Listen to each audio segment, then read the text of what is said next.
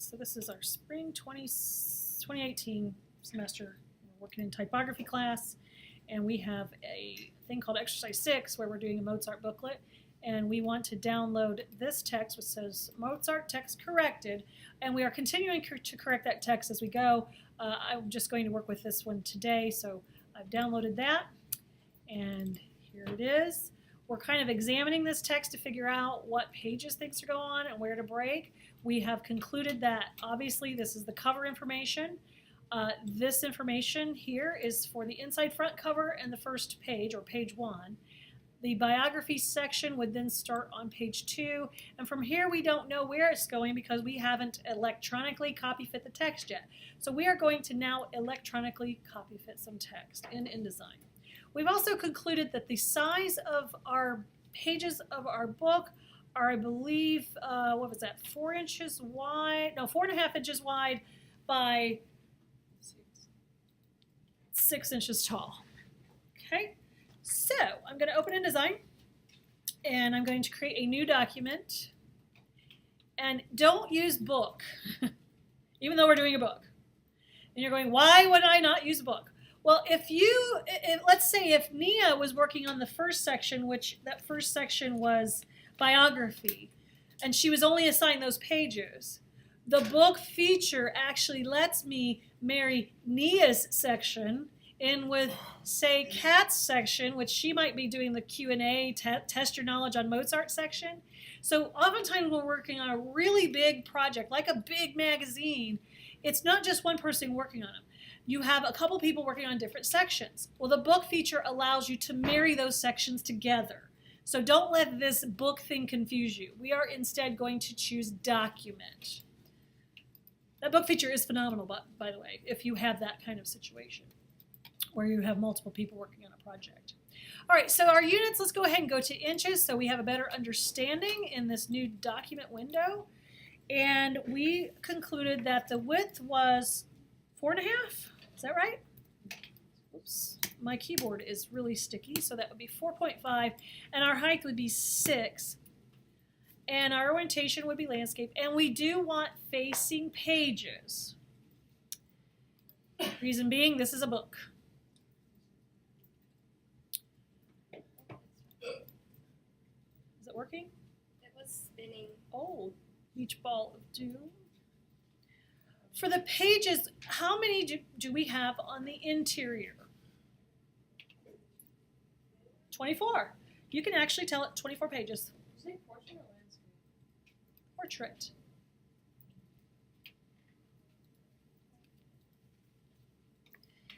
Now, this is not a very large book, so we probably won't have tons of columns. However, the more columns you have, you guys have learned, hopefully, the more columns you have, the more options you have with regard to placement of objects on a grid. The fewer columns you have, the fewer options you have. So even though this is a little book, I am going to set my columns, and you can do 3 or 4 or 5 or 6 or whatever. That's up to you. This is a pretty small book. I'm going to start. I may do a few different columns here, but for now I'm going to do, let's say, a 4 column, just for kicks. You can do 4 if you want, but we will also modify some of these and make them different column widths. The column gutter is the space between the columns. That is 1 pica, 0.1667 inches. For such a small book, 1 pica is fine. If you wanted to go a little bit bigger, you're fine. I wouldn't go more than 2 picas because the book is small. If you want to go with 1.5 picas, you can. That's entirely your preference. So if you like, maybe I'm going to be different. I'm going to say, oh, I want mine to be 1p6. It doesn't have to be, but that widens the space between the columns. That allows a little bit more white space. However, the standard is 1p, which again converts to 0.1667. So that is a preference.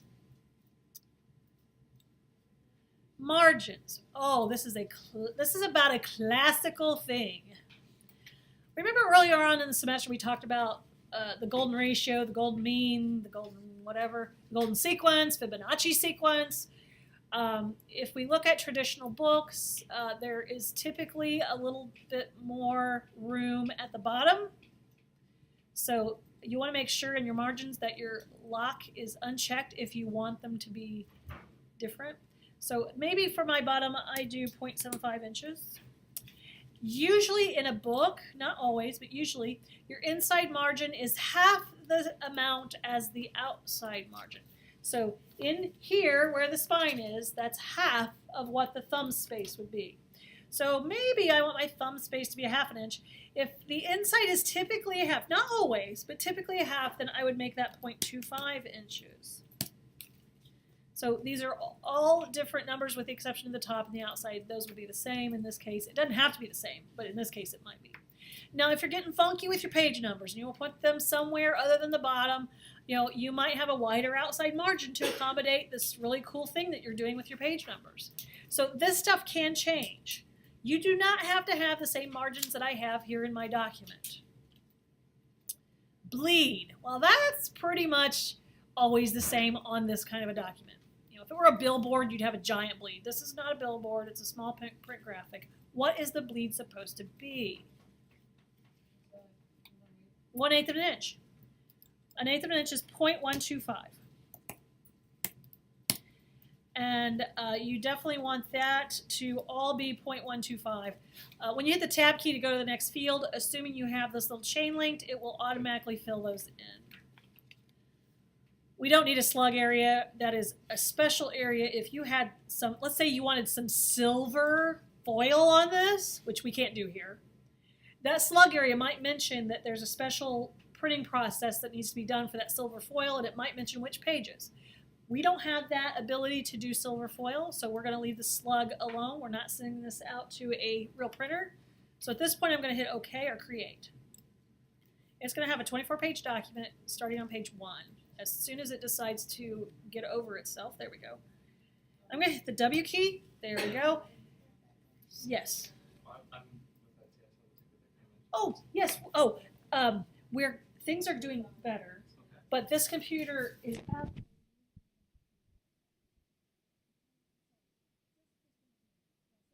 a big emergency to something corrected, and it was only that computer. That's fine. That's perfect. Yes, and I'm sorry. I should have. In the middle of class, I went to. Intermittent issues with this room in general. Okay. So I'm just going to add to the list, and we might be able to do a blanket. Okay. Fix. Awesome. Thank you. Absolutely. All right. So this would be our page 1, and now we're going to kind of play around with some page numbering right now. Has anybody done automatic page numbering in InDesign? Ben has, and so has Miss Ostermiller. Sorry. I don't ever hardly call you guys by your last names. Okay, so these guys know how to do this, but you guys are new to this. Do you guys want to type in a page number in the same location on each of these pages over 24 times? Or do you want to try to do this once?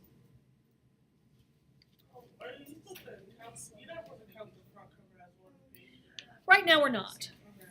Okay, we're going to count this page 1. We may add that later. But right now we're just going to use this page 1 as page 1 for now. All right, so I don't know where you're putting your page numbers. You can put them in a variety of places as long as it makes sense. Now, if we go to the Pages panel, oh my, look at all those beautiful pages.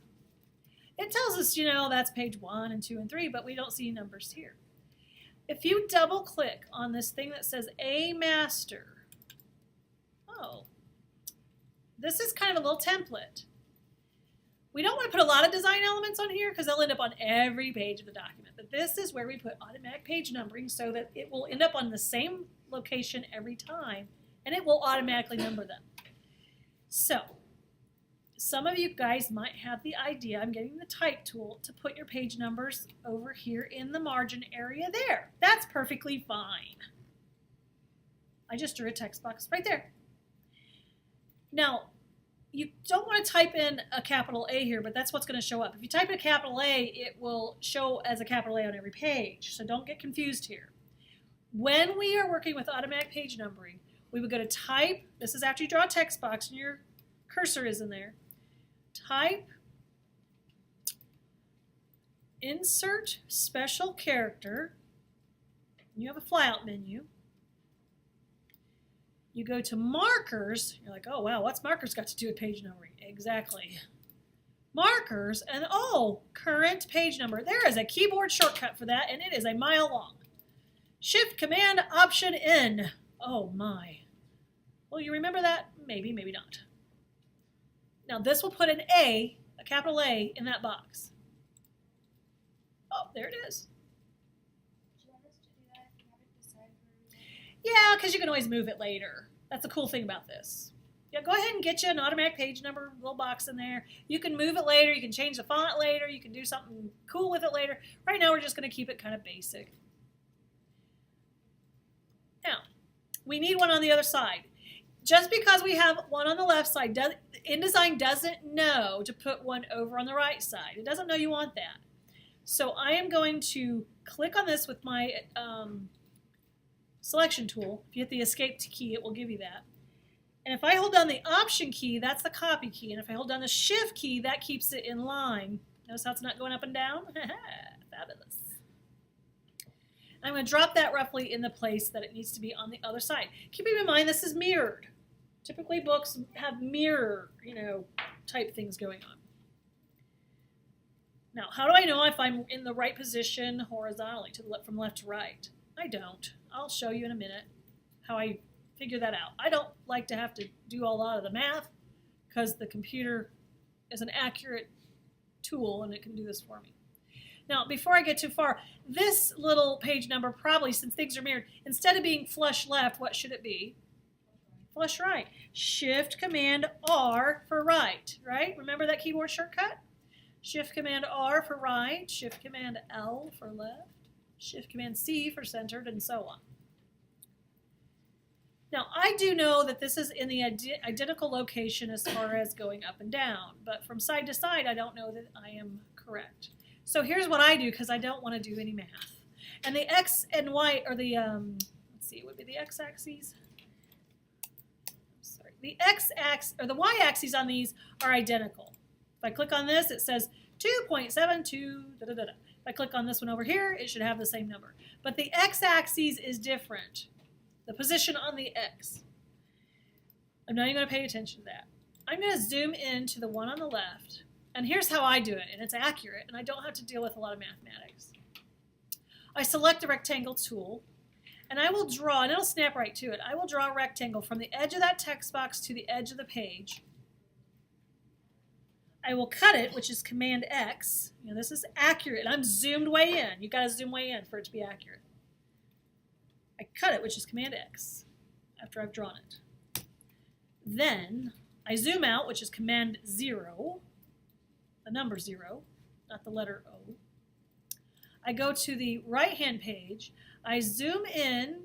See how I click and drag with the zoom tool, and it pops right in there? And I paste that little box.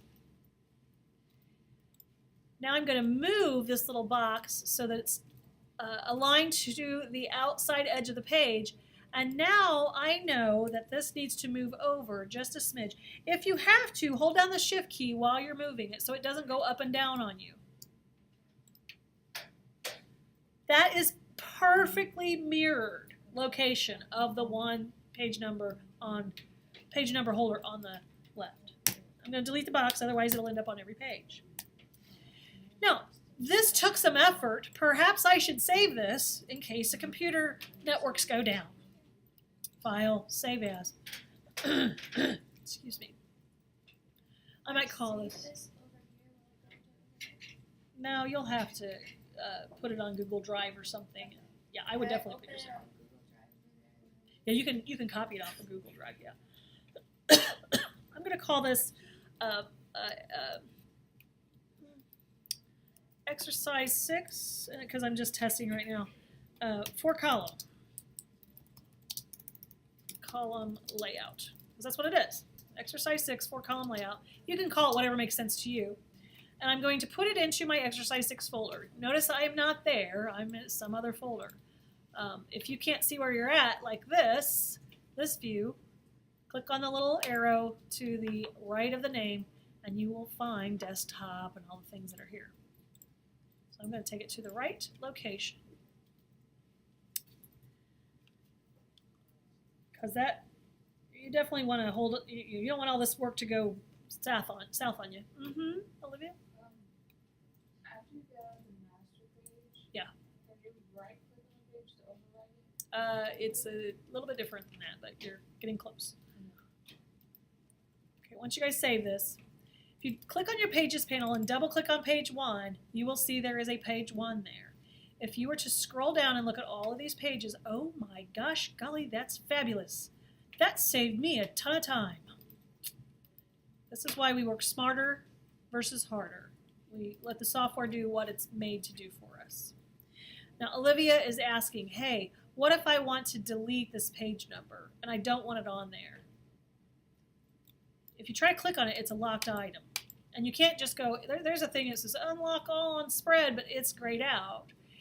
There's a keyboard shortcut to grab something and make it more live and movable that was on the master page. It automatically locks it. Keyboard shortcut is Shift Command, and you click on it, and it becomes an editable object. I normally don't do that unless I'm deleting it. Okay, so most of the time I leave that alone. So Shift Command click unlocks the item if you need to know that. Okay, now, ooh, gosh, this is a small book.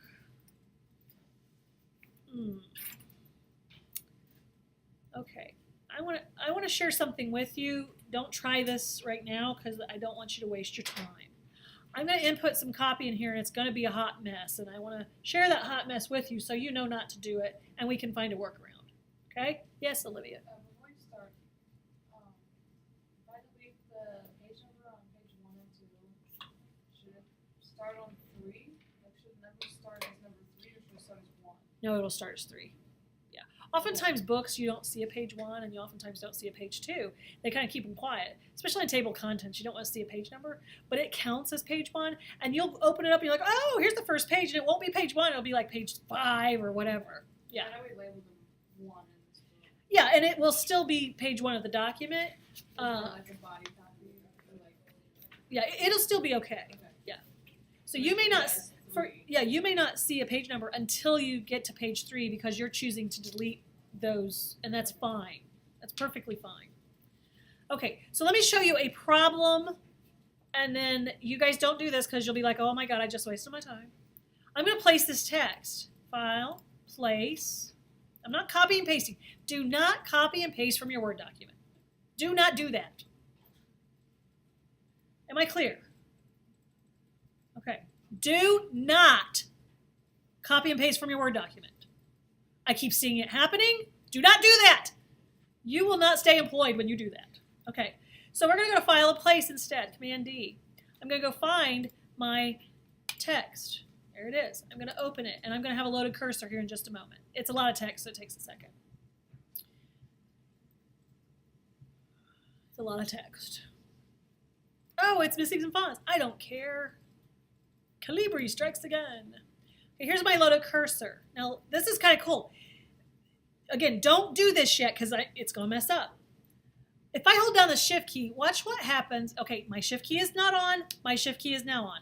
Maybe you see this little snaky thing that happens. That means autoflow. Ooh, that's nice. Autoflow means it will automatically flow all the text into your document. You don't have to link the text boxes. They will automatically link. And that is smart. So if I hold down the Shift key and I click on autoflow, ooh, that looks not so smart. See, I told you I was going to create a problem. And then somewhere something is really going crazy. Right here it stops because the column widths are too narrow for it to accommodate one of the words. And so it just goes, no, I'm not giving you the rest of the text. You have a big word and these columns are too narrow. No. It stops and it doesn't. And you're like, why can't I get this done? Okay. So let's think about that. Let's show you this again. I'm sorry. I want to show you the bad stuff. We know this is not good design. at all. So when I'm trying to think this through, I'm like, oh, this 4-column layout is not the best right now for this. I can always change my columns later. And I'm like, oh man, that's really screwed things up. So sometimes I will start with a certain number of columns, and then I'll switch it up after I get my text in. So I'm going to go to my Pages panel. I'm going to double click on my master page because I want this to affect the whole document. And I'm going to go to Layout, Margins and Columns. And I'm going to try a 2-column layout. I don't know if this will work or not. I'm just going to try it. I'm going to hit OK. Now it should have made all of my pages 2 columns. Okay? There we go. Nice, nice. I still have my loaded cursor, but let's say I would normally go to File and Place or Command D, and I would go get my text, but it would get a loaded cursor. When I click in here and I'll hold down the Shift key, oh, that's much better. Yay. It may have added a few extra pages. What? Look, page 28. Ugh. Well, with autoflow on, right now this text is way too big for this book. It's probably 12 point because that's the default that was set in Word, and I got to do some fixing. Like, okay, don't worry about that. We can delete those pages later. We know that this needs to be 24 pages. But for us to use autoflow and for us to make it work really quickly, we have to let it do that. Okay, let me go back up to page 1. All right. Now, in Microsoft Word, there were some paragraph styles assigned, and I kind of got a little sidetracked there. You will notice that if you had the Word document open and you had your styles pane up, that if you had, like, I have Mozart, anything blue, oh, look, that's heading 1.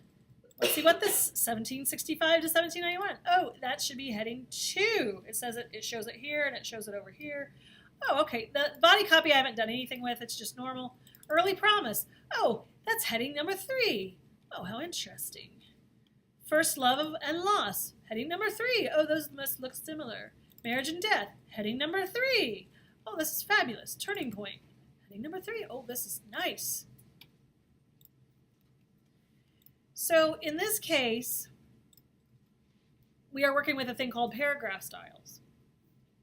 So I'm going to bring up my paragraph styles because I don't see them over here. I've thrown them off of here. You might have yours over there.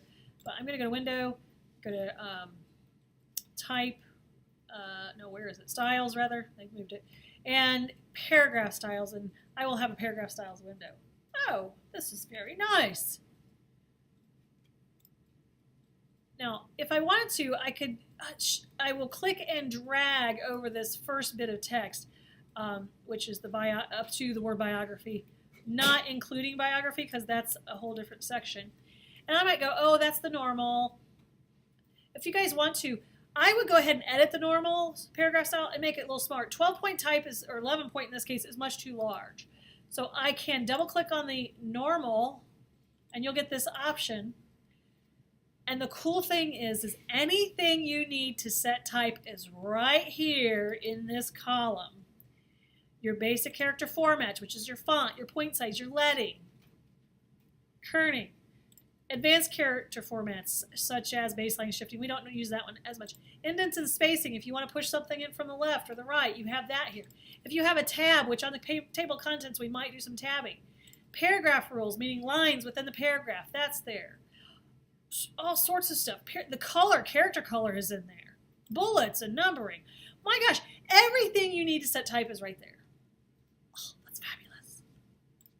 But for now, I'm going to go to the basic character formats. And obviously, Calibri is not loaded. It has these brackets around it. So I'm going to choose a typeface, and I would do this pretty carefully. I would choose a typeface that I think is suited for readability. Guys, here's the first thing we need to know about which typeface to choose, and that is, who is your audience? So each of you may define a different audience. For some of you guys, it might be music lovers and connoisseurs of classical music. For some of you, it might be, I want a younger audience to turn them on to classical music. Those are two completely different audiences. Somebody who is expert at classical music, who loves classical music, has been around it for a long time, who is a connoisseur, a typeface that is attractive to a connoisseur is going to be very different than a typeface that is attractive to somebody who isn't familiar with this, but you're trying to turn them on to it. So you must define your audience before you can choose your typefaces. Makes no sense for me to go, oh, let me see. I think I like that typeface. I like it. I don't care what you like. I care what you think, and that thinking is based off of good sound research and good sound reasoning. So if you're designing for the funkiest person on this planet who you would like to turn them on to Mozart, and they have not yet been turned on to Mozart, choose a typeface that is attractive to the funkiest people on the planet. And readable. Now, let's say I'm doing connoisseur. That's boring, so I'm going to do boring right now. My size, I'm not going to leave it at 11. That's a little big. We know, we don't. It's a little large, but this is a small book, so maybe I'd go a little smaller since it's a small book. Maybe I do 9/11, see what that looks like. Yeah, that looks good. And guess what? Anything that was normal in this whole book will automatically have changed to that font, that point size, that leading. Oh my gosh, look, it did it to all of the little type. It's no longer pink behind it because it's not Calibre. And, oh look, I don't have all these extra pages full of stuff. I'll deal with that later. Will that come over from Word, those styles? They do, but the fonts weren't loaded, so... yeah, they did. Yeah. Okay, so when you place your text... Yeah, when you go to File Place, it brings in the styles. If you copy and paste, it will not. Another reason not to copy and paste from Word. It will give you lots of problems. Now, if I go into this Mozart heading 1, I'm assuming that's going to be a slightly larger heading. It's a big deal. So, and also, guys, that goes on a whole different page. It doesn't even belong on this page. Does anybody know how to do a page break? Insert page break. Let's learn. I put my cursor before the M in Mozart. I know it goes to a new page. I go to Type. Insert break character. Ooh, we don't want to quite get let's just do a column break for now. Oh no, page break, there it is, Sorry, I was not seeing it. The third one down is page break. Oh my gosh, it went right to the next page. That's fantastic.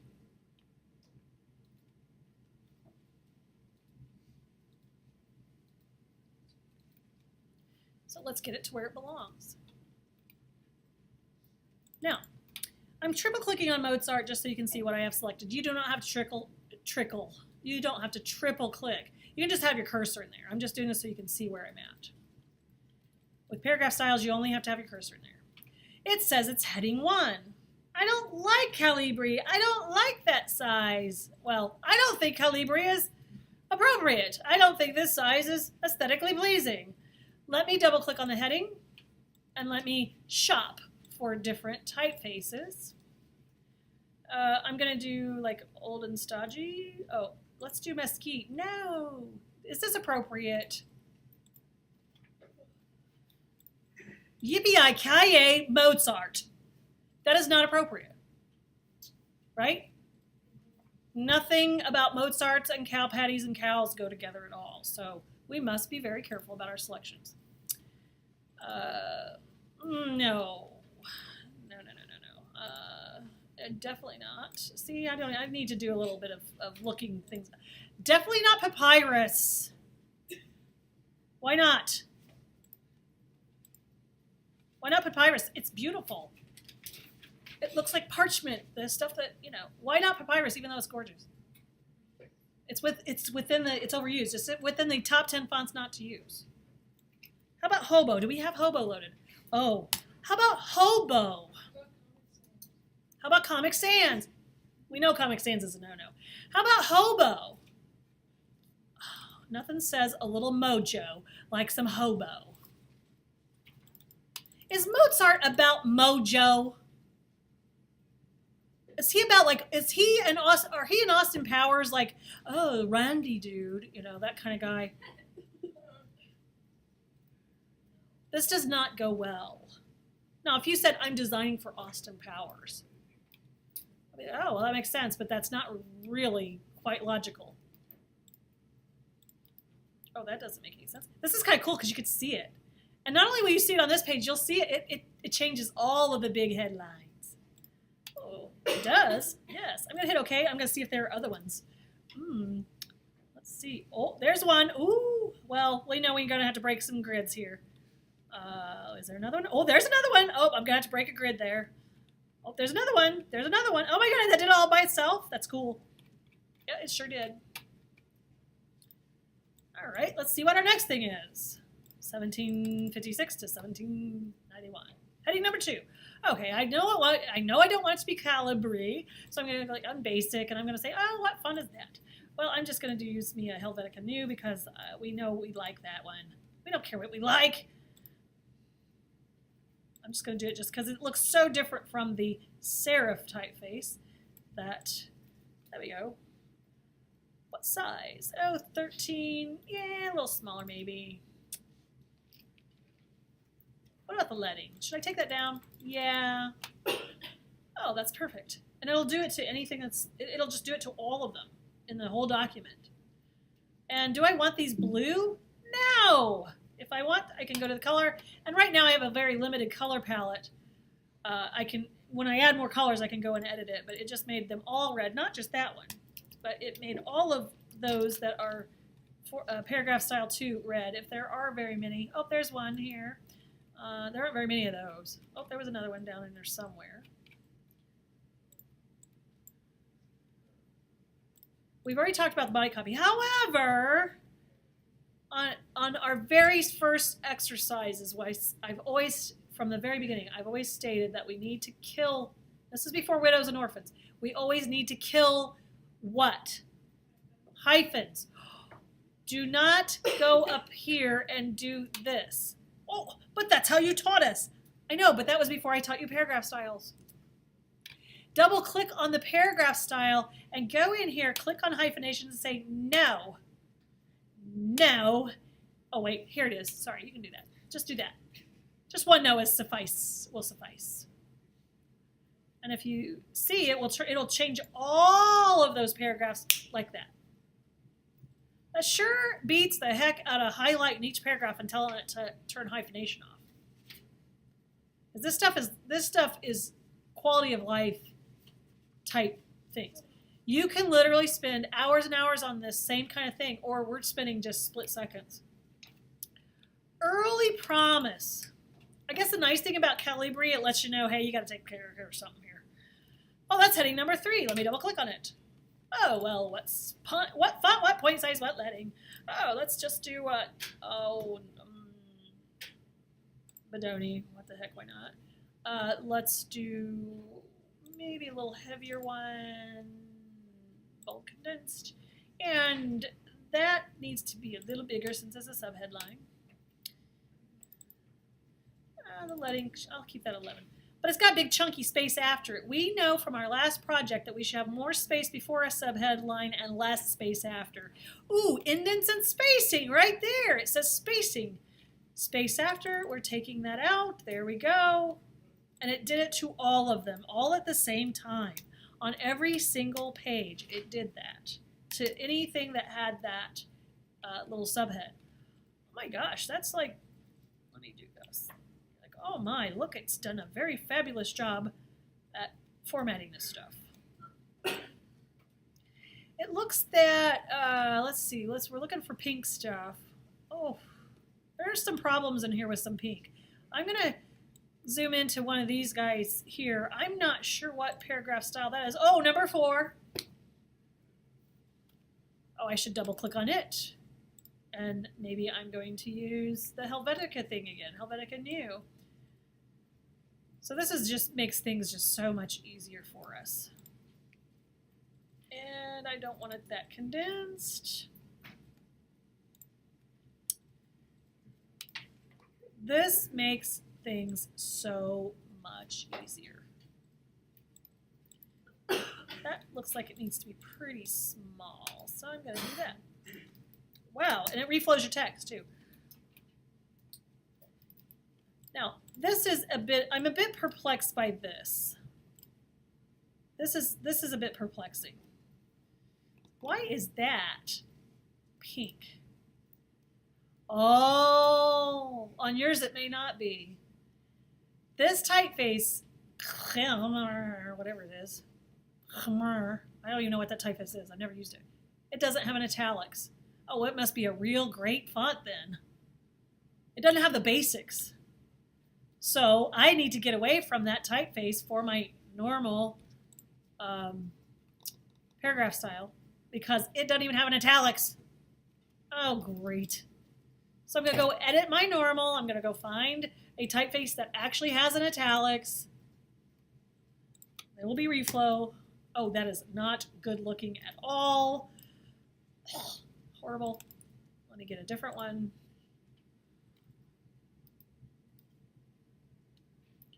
Let me also see what the adjust to. Okay, that's good.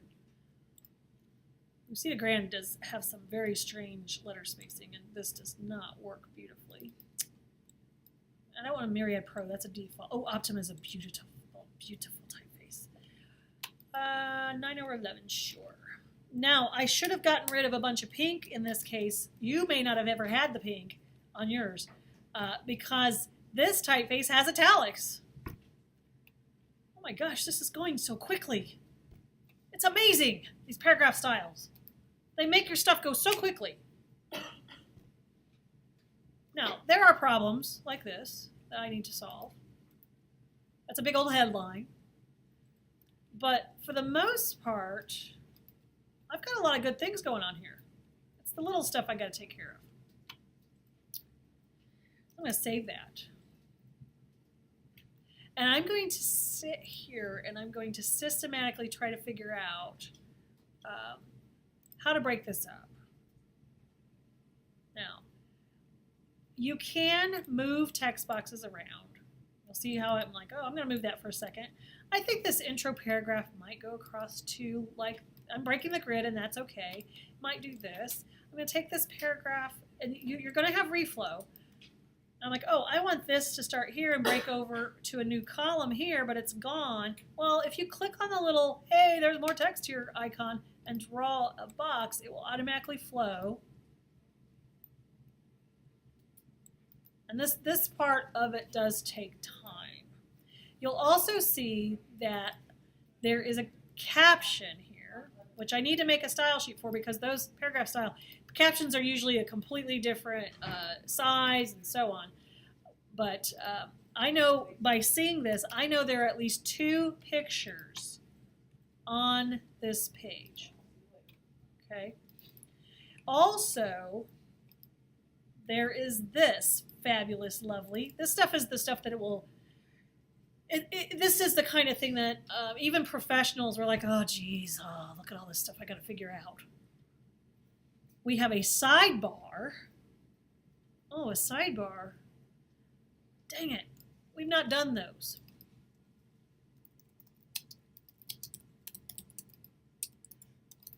I'm going to Google layout with sidebar, and I'm going to click on some images and see if they have something. Ooh, this is not a very good search.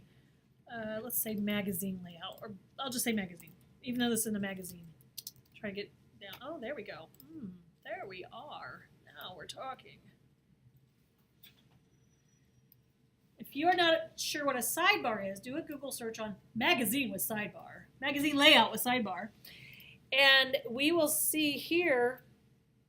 Oh, that's pinned. We'll see here that, okay, this is an article about Ocean 7. We're talking about seafood. Oh, what's that? Some of you might say that's an infographic. Well, it might be a little bit, but it's actually a sidebar that contains infographic type things. This is a sidebar. It literally is a bar on the side. Get it? Huh, that's why they call it a sidebar. Does it have to be over here? No, it can be at the bottom, and it's still called a sidebar at that point, but it would be at the bottom. We can have sidebars right across the bottom. So we may have to do a little research on how sidebars are managed so that we can figure out how we might want to deal with a sidebar. Here's a nice article about combat fitness testing, blah, blah, blah, blah. Oh, neat, neat, neat. This is all about this. Oh, here's a sidebar. Hey, here's how you work it out. Let's do some working out so you can have some of this. That's a sidebar. Okay, so what I need you guys to do between now and, what's today? Wednesday? Between now and Monday, you want to take some time to get this to, it's going to be 24 pages worth of stuff. Breaking it apart and chunking it so you're like, okay, there's a couple pictures here. I'm not sure how big I'm going to make them yet. I'll give you the pictures here in a little bit.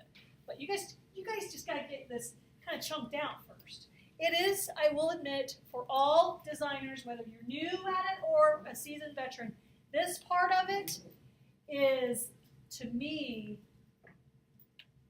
I have to do it. But it's not my favorite thing. It's like, oh man, where would I break this? Would this go on the next page, or and you have to think this stuff through. So do you want us to do that on the computer, or do you want us to like practice? Well, I would play with the computer first because you can actually see it in real time, And save it. and then save it. Yeah, I've already saved mine. What's that? Don't worry about printing it yet. No, let's just get it chunked out so we can kind of go. And oh, by the way, when you are in InDesign, if you hit Command minus several times, and you're like, okay, I want to see a few of these pages, it Greeks the text. Greeking the text means they're just lines, but you can at least see how things are breaking up. So a lot of people don't realize you can zoom out so far and kind of see a bunch of pages. Okay, but sometimes I will, in these kinds of cases, be zooming in and out. Obviously, in looking at sidebar stuff, we might actually isolate this text. In this case, I might not have this linked up to the other text because it's a different thing. I might go in there and highlight this stuff and copy and paste it in its own text box. I don't normally like to do that for the story, but if there's a sidebar, you may have to, let me zoom in a little bit. You may have to click and drag from the word sidebar all the way down to the end of the sidebar information, cut it, which is Command X. He's in the way. I'm going to click on him and I'm going to delete him. It's okay. It reflows to the next page. And I may create a separate text box and paste the sidebar information in there.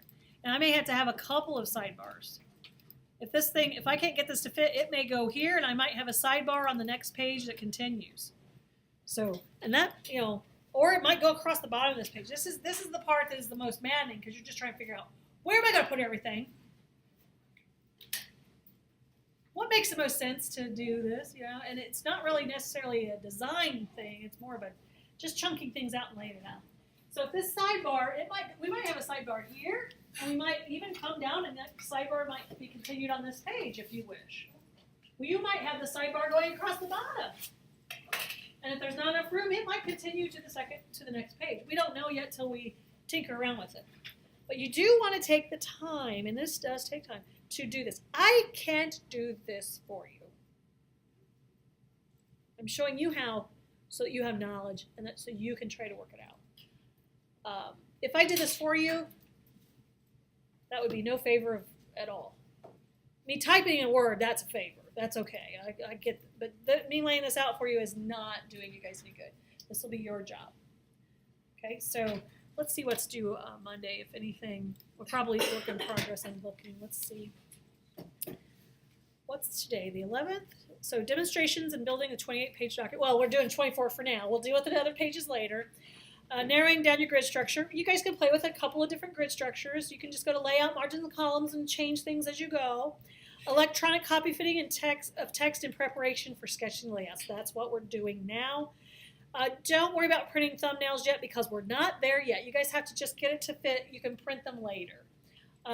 We can print them on Monday because we'll be talking about sketching on Monday. Okay? Sound good? Don't get overwhelmed on this either. It's a lot, but don't get overwhelmed. Just, take a breath, walk away from it for a minute, come back if you get frustrated. Go, okay, this would make sense to go on the next page. This would make sense to maybe go on over here. So it is about what makes sense. Without images or anything yet, we'll have images. Like you saw I've got images.